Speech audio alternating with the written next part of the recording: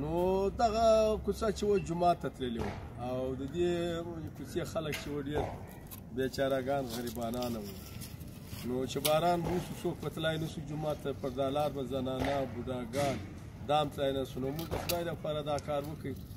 یو 4-5 موټره جغل مو راوړو قریب نه نیم زره روپۍ تر هغه عمومي سړکه پورې مو واچوله نو دغه باقیمانده هم پاته ده نو که څوک کومک را سره وکړي خدایي نو دا هم تر هغه جومات ته دغه کوای شو نو دا توای نه هم بلاک او 5مه کوڅه ده حبیب ټاور په څنګ کې ده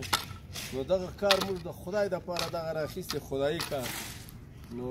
که څوک نور موږ سره ملګري وکړي نو تر هغه جومات یې رسوو او دروازه هم لګولې او هغه دروازه هم لګولې قریب په دې باندې 10,000 روپۍ مصرف راغلی نو تر هغه دروازې پورې د هغې پیسې